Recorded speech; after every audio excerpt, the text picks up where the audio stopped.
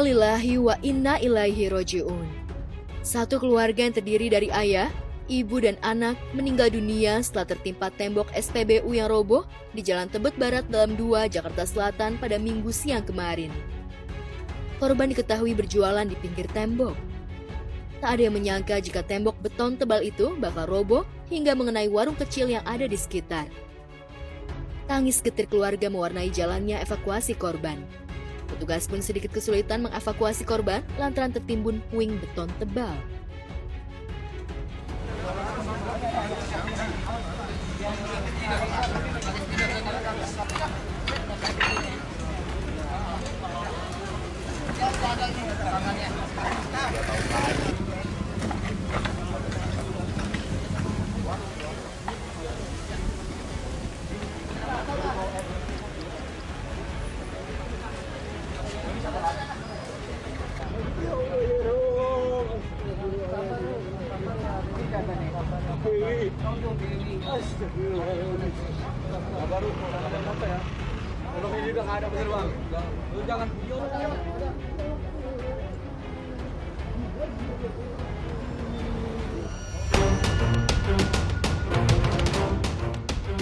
Keluarga tak menyangka jika ayah, ibu dan adiknya harus meregang nyawa karena tertimpa pagar SPBU. Berdasarkan saksi mata, korban meninggal bernama Ami Kusnuam Dewi sebelum kejadian tengah mengunjungi warung orang tuanya bersama anaknya yang merupakan cucu dari Sumedi Rianto dan Tio Nyin Nio. Tiba-tiba tembok itu roboh menimpa mereka, sementara putra Ami berhasil selamat. Lantas benarkah kondisi tembok di SPBU itu sudah usang dan di bagian dindingnya sudah mengalami retak? Kronologis awalnya tembok depan memang udah patahan sampai bawah ya. Mungkin pecah di depan nyambung ke belakang. Di sini ada orang tua 2, anak 1, sama cucu 3. Cucu 3 selamat. Udah itu aja. Total ada berapa korban Pak yang tertimpa Pak? Yang selamat berapa, yang meninggal berapa Pak? Yang meninggal 3, ibu, bapak sama anak. Cucunya 3 selamat. Tertimpa di bawah lagi duduk-duduk di warung. Jadi tembok tiba-tiba rubuh. Kalau bapaknya posisi lagi duduk ya tiba tembok ya otomatis patah tulang pinggang. Pak, bisa dijelasin Pak, ini 3 orang ini korban yang meninggal satu keluarga semua atau gimana Pak? Satu keluarga. Yang pastinya turut prihatin ya untuk keluarga yang ditinggalkan, apalagi ada yang meninggal, itu sangat disayangkan sekali. Jadi yang pastinya turut berduka dan semoga diberikan santunan yang selayaknya lah ya.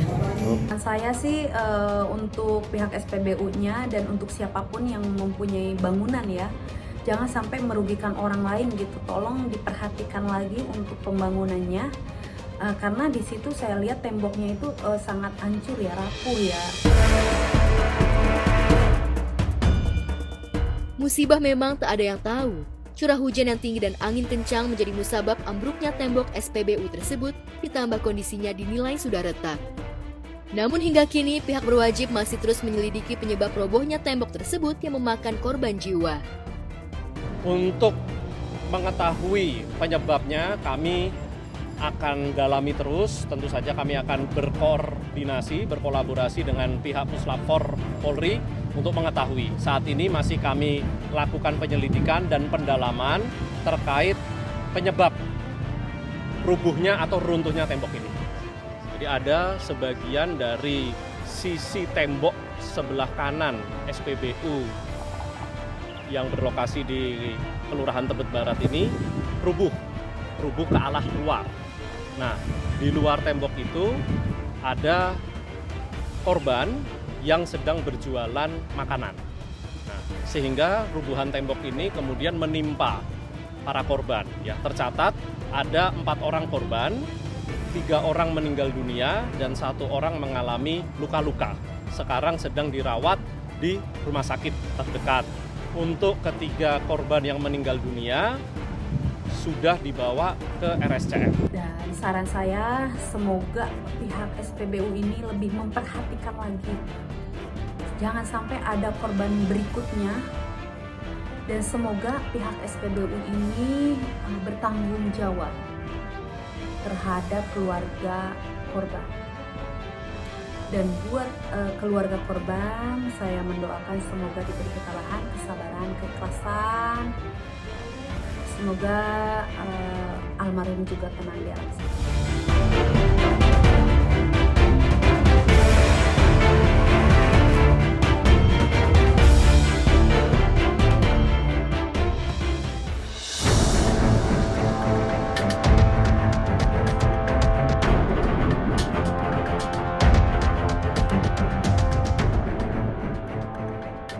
Kecelakaan tragis juga terjadi di Jalan Tol Pemalang Batang, Jawa Tengah. Mobil bus berpenumpang itu terjun bebas dari jalur tol tepat di kilometer 320 plus 800 jalur A, Desa Ampel Gading yang sebelumnya menghantam pembatas jalan. Mobil itu terjun ke tepi pemukiman warga setinggi lebih dari 10 meter. Bagian atas mobil bus itu ringsek lantaran terjatuh dalam keadaan terbalik. Dengar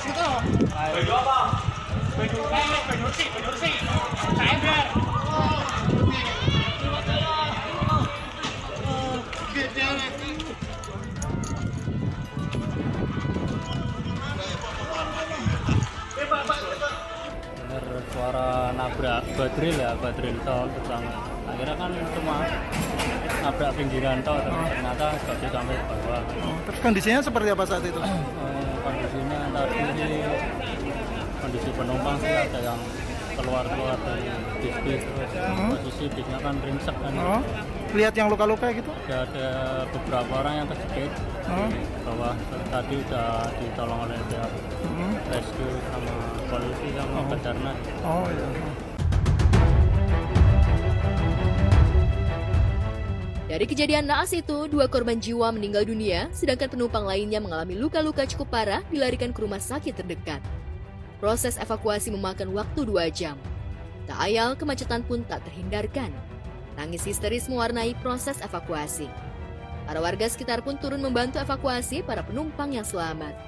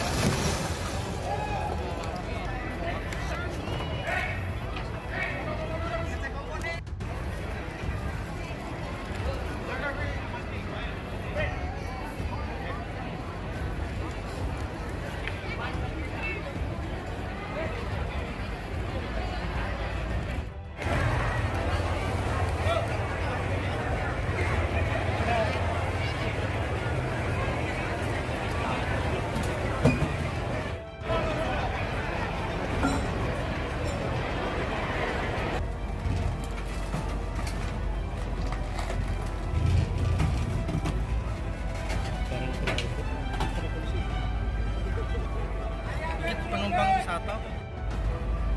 Tadi sekitar pukul 12.30 ya kita dapatkan laporan adanya kecelakaan sementara latar belakang yang kita laksanakan pada siang ini.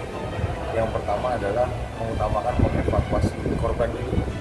Ya, sementara korban itu sesuai dengan manifest bus itu ada 23, terdiri dari 1 supir, kemudian 2 kernet.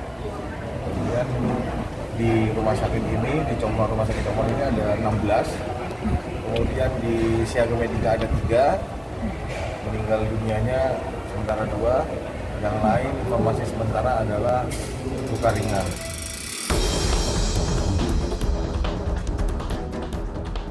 Berdasarkan kesaksian, sebelum kecelakaan terjadi, bus sempat berhenti di rest area. Bahkan kabarnya supir pun telah berganti. Tak ada gelagat yang mencurigakan sebelum kecelakaan itu terjadi. Bahkan pengemudi mengendalikan mobil bus tersebut cukup tenang, tak ugal-ugalan.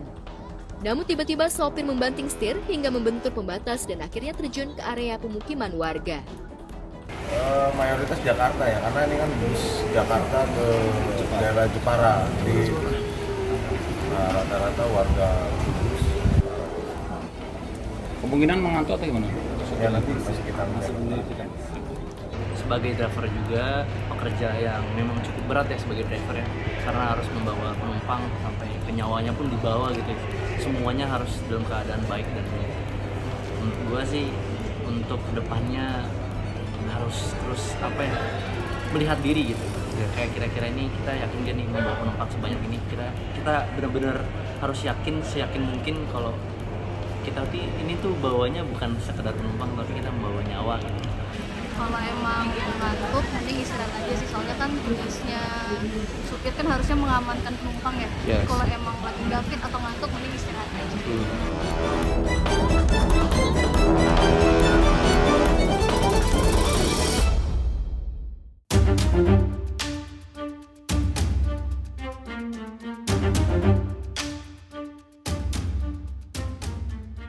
Di tempat terpesa, pedangdut Inul Daratista yang protes dengan kenaikan pajak hingga hiburan yang melonjak hingga 40%, hingga yang paling tinggi 75%, akhirnya mendatangi kantor Menko Perekonomian untuk membahas masalah pajak hiburan tersebut. Tak hanya sendiri, Inul juga ditemani oleh pengacara kondang Hotman Paris Hutapea yang merupakan pelaku bisnis hiburan. Kenaikan pajak yang dinilai mencekik para pelaku usaha hiburan itu juga tak pernah disosialisasikan. Hal inilah yang membuat mereka marah lantaran sejak pandemi COVID-19 sampai hari ini, kondisi bisnis hiburan mereka lesu, salah satunya yang dikeluhkan Inul minim pengunjung. Pagi hari ini kami telah melakukan rapat bersama dengan Bapak Menko Perekonomian membahas seputar permasalahan pajak hiburan. Sebagaimana kita ketahui bahwa pajak hiburan ini telah ditetapkan untuk sektor tertentu, yaitu pajak barang dan jasa tertentu, menyangkut sektor karaoke, spa atau mandi uap, lalu hiburan, diskotik, klub malam, dan bar. Kenaikan ini terus terang tidak pernah dikonsultasikan dengan kami. Dan kedua, bahwa tidak pernah terjadi sosialisasi tentang rencana kenaikan tarif untuk sektor tersebut. Dan ketiga, setelah kami juga pelajari di naskah akademiknya, ternyata naskah akademiknya itu juga tidak secara khusus membahas mengenai jasa untuk pajak untuk jasa hiburan yang terkena ini.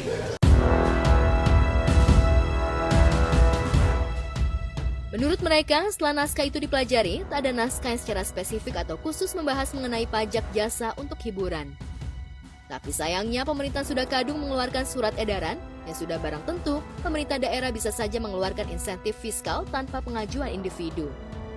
Inilah yang dikhawatirkan para pelaku usaha hiburan di daerah-daerah. Dan bahkan di dalam naskah akademik tersebut ada kriteria pengenaan pajak daerah. Kalau saya tidak salah ada 13 kriterianya, bahkan bertentangan dengan naskahnya itu sendiri gitu. Karena di salah satu naskah yang kami lihat itu adalah bahwa pajak daerah itu tidak boleh melebihi kemampuan dari sektornya atau harus terjangkau atau affordable. Dan kedua, tidak boleh diskriminasi yang secara di dalam pajak ini terjadi diskriminasi. Dan ketiga, bahwa pajak itu diharapkan untuk menstimulasi penciptaan lapangan kerja dan meningkatkan pertumbuhan ekonomi daerah, dan itu juga tidak terjadi. Intinya, kepala daerah itu berhak mengeluarkan insentif fiskal ini yang tentunya kita harapkan adalah berlaku kepada undang-undang yang lama, yaitu Undang-Undang 28 tahun 2009 tentang pajak daerah dan retribusi daerah, di mana batas minimalnya itu tidak ada. Gitu. Kalau sekarang kan ada batas minimal 40%, jadi itu bisa dihilangkan menjadi mulai dari 0% atau mengikuti tarif yang lama.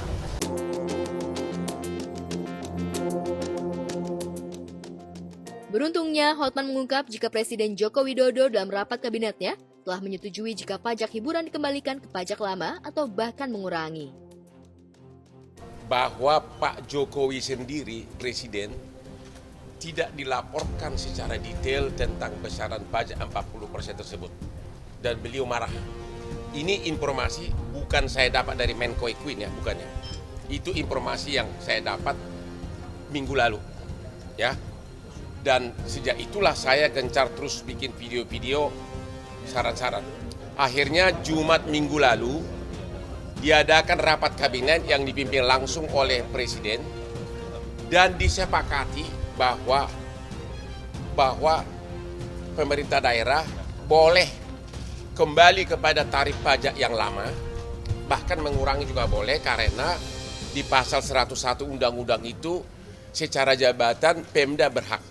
Akan tetapi karena Pemda ragu-ragu, maka Pak Jokowi sudah memerintahkan Mendagri menerbitkan surat edaran, dan sudah terbit surat edarannya yang hari itu juga isi surat edaran itu antara lain bahwa Pemda secara jabatan tidak harus patuh kepada 40%, dia berwenang kembali kepada tarif yang lama atau bahkan mengurangi. Itu isi undang-undang.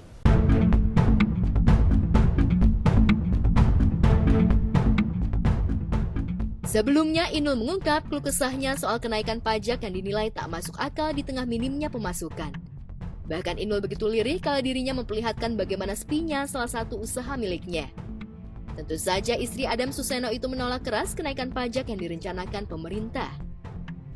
Hitung-hitungannya banyak sekali ya, karena yang berkepentingan di dalam usaha saya juga banyak. Selain karyawan saya yang sudah banyak, dan tentunya biaya pajak yang kita keluarkan juga sama dengan kita bunuh diri gitu. Jadi artinya mudah-mudahan ini benar-benar rapat menteri ini bisa mendapatkan solusi yang baik buat kita dan tentunya aman untuk dijalankan ketika surat edaran dari Mendagri ini benar-benar bisa menjadi pegangan kita, jadi acuan kita untuk terus bekerja gitu. Tapi mudah-mudahan nanti dengan judicial review dan keputusan MK selain bisa ini dapat keputusan yang baik, dan tentunya ini juga harus dipikirkan juga karena menyangkut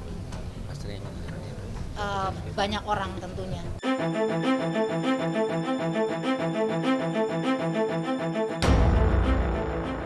Lantas benarkah pertemuan tersebut sudah menemui titik temu hingga para pelaku usaha hiburan bisa bernafas lega? Atau kenaikan itu hanya ditunda dan bakal naik sesuai yang ditetapkan pemerintah hingga menemui waktu yang pas? Itu aja sih saya bingung mau jelasinnya seperti apa, karena di dalam pajak ini kenapa saya bilang bukan 40-75%, tapi 100% lebih yang harus keluar dari kita gitu, yang harus kita bayarkan. Karena yang pertama, kalau karaoke keluarga itu kan memang yang terlibat banyak gitu. Kalau seandainya dari pendapatan kita tidak sesuai gitu, kita setor ke LMKN. LMKN itu kan juga hak cipta, hak terkait, itu kita setorkan, itu adalah melibatkan banyak insan-insan musik yang income-nya, yang pendapatannya juga dari kita gitu. Jadi kalau seandainya kita tidak memenuhi target itu, ya terpaksa kita harus tutup. Mau nggak mau harus tutup. Selesai sudah bisnis usaha karaoke keluarga gitu. Dan kita nggak punya karyawan lagi, kita nggak bisa setor ke LMKN, dan kita tidak bisa mendistribusikan uang musik kita ke salah satu badan asosiasi. Jadi ya itu keputusan yang saya ajukan tadi. Jadi mohon dikaji ulang, dan mudah-mudahan ini semuanya dari pengusaha besar juga semuanya keberatan, dan mudah-mudahan dari surat edaran menteri nanti bisa menjadi acuan kita masih tetap terus berjalan dengan pajak yang sebelumnya. Itu harapan kita. Kepada semua Pemda kami menghimbau bahwa Presiden pun sangat marah atas naik pajak yang sangat tinggi tersebut, dan dengan surat Mendagri tersebut intinya boleh kembali kepada tarif pajak yang lama.